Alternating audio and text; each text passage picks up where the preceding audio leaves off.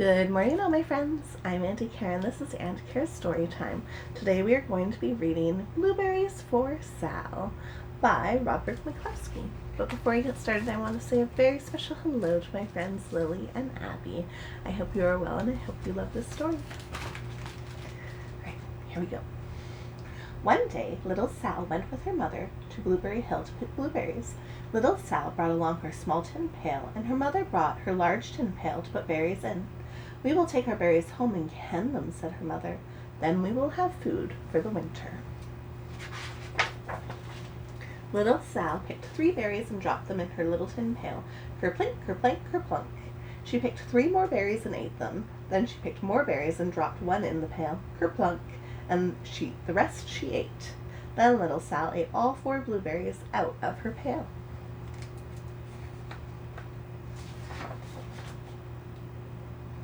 Her mother walked slowly through the bushes, picking blueberries as she went and putting them in her pail. Little Sal struggled along behind, picking blueberries and eating every single one. Little Sal hurried ahead and dropped a blueberry in her mother's pail. It didn't sound kerplink because the bottom of the pail was already covered with berries. She reached down inside to get her berry back. Though she really didn't mean to, she pulled out a large handful because there were so many blueberries right up close to the one she had put in. Her mother stopped picking and said, "Now, Sal, you run along and pick your own berries. Mother wants to take her berries home to can them for next winter." Her mother went back to her picking, but little Sal, because her feet were so tired of standing and walking, sat down in the middle of a large clump of bushes and ate blueberries. On the other side of Blueberry Hill, Little Bear came with his mother to eat blueberries. "Little Bear," she said, "eat lots of berries and grow big and fat. We must store up food for the long, cold winter." Little Bear followed behind his mother as she walked slowly through the bushes eating berries. Little Bear stopped now and then to eat berries. Then he had to hustle along to catch up. Because his feet were tired of hustling, he picked out a large clump of bushes and sat down right in the middle and ate blueberries. Over on the other side of the hill, little Sal ate all the berries she could reach from where she was sitting. Then she started out to find her mother. She heard a noise from around a rock and thought, "That is my mother walking along." But it was a mother crow and her children, and they stopped eating berries and flew away, saying, "Caw, caw, caw." Then she heard another noise in the bushes and thought, "That is surely my mother. I will go that way."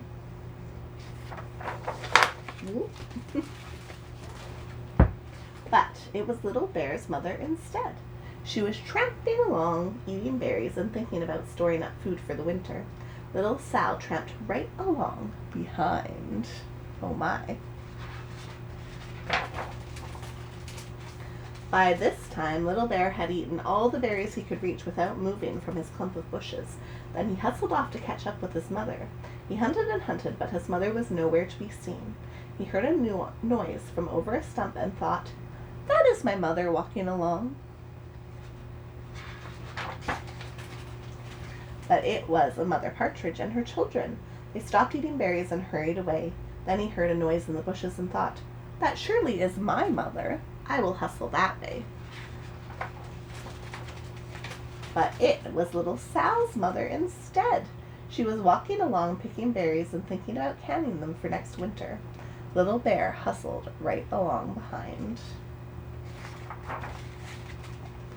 Little Bear and little Sal's mother, and little Sal and little Bear's mother were all mixed up with each other among the blueberries on Blueberry Hill.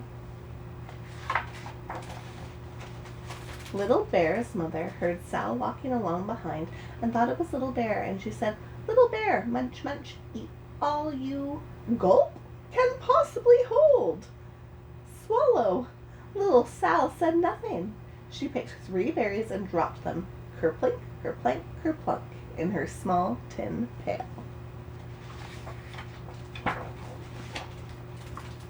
Little Bear's mother turned around to see what on earth could make a noise like kerplunk. "Garumph!" she cried, choking on a mouthful of berries. "This is not my child. Where is Little Bear?" She took one good look and backed away. She was old enough to be shy of people, even a very small person, like Little Sal. Then she turned around and walked off very fast to hunt for Little Bear. Little Sal's mother heard Little Bear tramping along behind and thought it was Little Sal. She kept right on picking and thinking about canning blueberries for next winter. Little Bear padded up and peeked into her pail. Of course, he only wanted to taste a few of what was inside, but there were so many and they were so close together that he tasted a tremendous mouthful by mistake. "Now, Sal," said Little Sal's mother without turning around, "you run along and pick your own berries. Mother wants to can these for next winter." Little Bear tasted another tremendous mouthful and almost spilled the entire pail of blueberries. Little Sal's mother turned around and gasped, "My goodness, you are not Little Sal. Where, oh, where is my child?" Little Bear just sat munching and swallowing and licking his lips. Little Sal's mother slowly backed away. She was old enough to be shy of bears, even very small bears like Little Bear. Then she turned and walked away quickly to look for Little Sal. She hadn't gone very far before she heard kerplink, kerplink, kerplunk. She knew just what made that kind of noise. Little Bear's mother had not hunted very long before she heard a hustling sound that stopped now and then to munch and swallow. She knew just what made that kind of noise. Little Bear and his mother went down one side of Blueberry Hill, eating blueberries all the way, and full of food stored up for next winter. And Little Sal and her mother went down the other side of Blueberry Hill, picking berries all the way, and drove home with food to can for next winter. A whole pail of blueberries, and 3 more besides. And that, my friends, is the end of the story. Well, I hope you loved that one, and I hope if you have berries growing where you live that you've had a few chances to taste them. Don't forget to give this video a thumbs up and subscribe to see more, and I'll see you next week with more stories. Ta-ta for now.